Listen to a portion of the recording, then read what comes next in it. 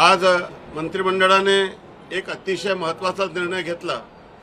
गोपीनाथ मुंडे शेतकरी अपघात सानुग्रह अनुदानमध्ये शेतमजुराचा समावेश करण्यात आला।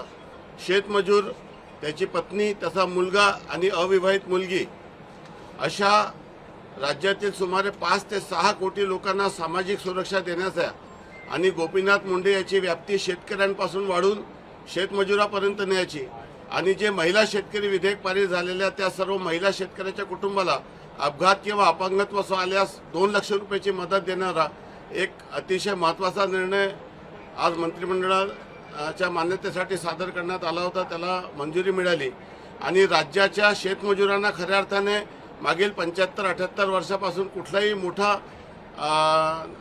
योजना त्यांच्यासाठी झाली नव्हती, कुठला मोठा निर्णय त्यांच्यासाठी झाला नव्हता। आज या ऐतिहासिक निर्णयामुळे सुमारे 6 कोटी शेतमजूर आणि त्याचे कुटुंब म्हणजे एकंदरीत 6 कोटी लोकांना या योजनेचा लाभ मिळणार आहे आणि यामुळे एखादा कुटुंब जेव्हा उघड्यावर पडतो, अपघात होतो, सर्पदंशाने शेतमजुराचा मृत्यू होतो, त्याला काहीच मदत मिळत नव्हती। दंगलीमुळे किंवा खूनमुळे किंवा कुठल्याही औषध फवारणीमुळे किंवा कुठल्याही आता उष्माघाताचा समावेश देखील त्याच्यात केला की शेतमजूर जर शेतात काम करत असेल आणि उष्माघाताने त्याचा मृत्यू झाला असेल तर त्याचा कुटुंब उघड्यावर पडतो। अशा सर्व शेतकरी सोबत शेतमजुराच्या कुटुंबाला देखील आणि शेतमजुराला देखील या योजनेतून आणि विशेष करून महिला शेतकरी जो विधेयक या ठिकाणी पारित करण्यात आला त्या सर्व महिला शेतकऱ्यांना त्याच्या कुटुंबाला गोपीनाथ मुंडेची व्याप्ती यात वाढवण्यात आलेली आहे आणि देशातील महाराष्ट्र हा एक असं राज्य झालेलं आहे की ज्या राज्यामध्ये शेतमजुराला देखील सामाजिक सुरक्षा देण्याचा निर्णय या ठिकाणी झालेला आहे। या अतिशय महत्त्वाचा निर्णय करण्याचं काम मला करता आलं आणि मंत्रिमंडळाने त्याला मान्यता दिली, त्यासाठी मी माननीय मुख्यमंत्री आणि उपमुख्यमंत्री दोन्ही आणि सर्व मंत्रिमंडळाचा आभारी आहे। योजनाची अंमलबजावणी कधीपासून सुरू होणार आणि त्याचबरोबर शेतकऱ्यांना लाभ घेण्यासाठी यासाठी काय निकष ठरवण्यात आले? 1 एप्रिल 2026 पासून या योजनेचा लाभ सुरू होईल आणि ई श्रम पोर्टलमध्ये एखाद्या मजुरांनी जर नोंदणी केली असेल तर त्याला कुठल्याही दाखल्याची गरज नाही किंवा ज्याला महिला शेतकरी दर्जा दिलेला आहे त्याच्या कुटुंबाला कुठल्याही अन्य दाखल्याची गरज नाही। किंबहुना ग्रामसभेने जर शेतमजूर आहे म्हणून जर शिफारस केली तर अशा सर्व शेतमजुराला देखील या योजनेचा लाभ मिळेल आणि फक्त त्या शेतमजूर नाही तर त्याची कुटुंबाच्या पूर्ण इतर 3 सदस्य देखील यात कव्हर केलेले आहे आणि अशा पद्धतीचा कुठलाही अनैसर्गिक मृत्यू किंवा अपघात झाल्यामुळे त्यांना अपंगत्व आलं तर त्यांना 2 लाखाची मदत या ठिकाणी देण्यात येईल।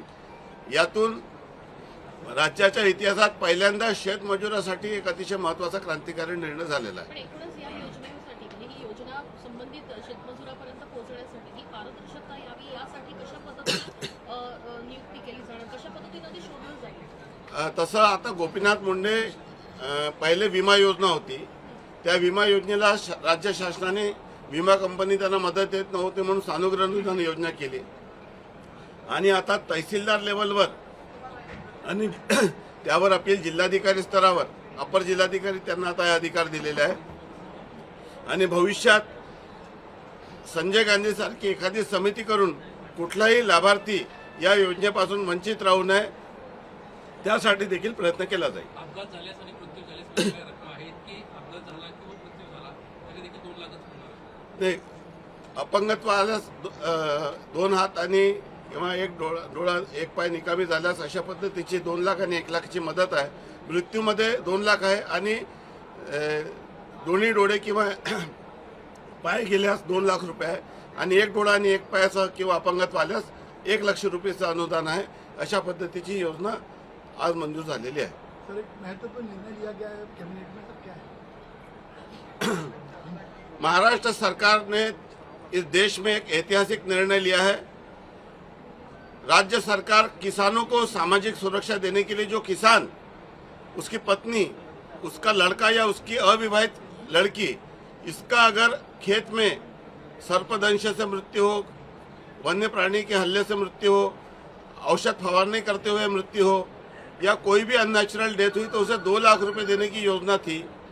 उस योजना की व्याप्ति को बढ़ाया गया है और जो किसान के साथ में जो मजदूर खेत में काम करता है उस मजदूर को, उसकी पत्नी को, उसके बेटे को और उसकी बेटी को भी इस योजना का लाभ दिया जाएगा। इस तरह का निर्णय आज मंत्रिमंडल ने लिया है। सबसे महत्वपूर्ण बात यह है कि राज्य सरकार ने जो महिला शेतकरी विधेयक पारित किया है, जिसमें जिनके पास खेती नहीं है ऐसी सारी महिलाओं को हमने किसान का दर्जा दिया है, वो महिला और उनका परिवार भी इस योजना का लाभ ले पाएगा।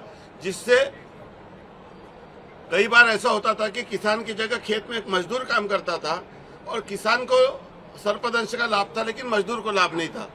और अगर कोई मजदूर का जो दूर से खेत में काम करते हुए जाता, उसका किसी भी कारण से अनैसर्गिक मृत्यु होता था, चाहे वो अपघात से हो, चाहे औषध फवारनी से हो, चाहे वो दंगल में हो, चाहे वो खून से हो, चाहे उष्माघात से हो, इन सारे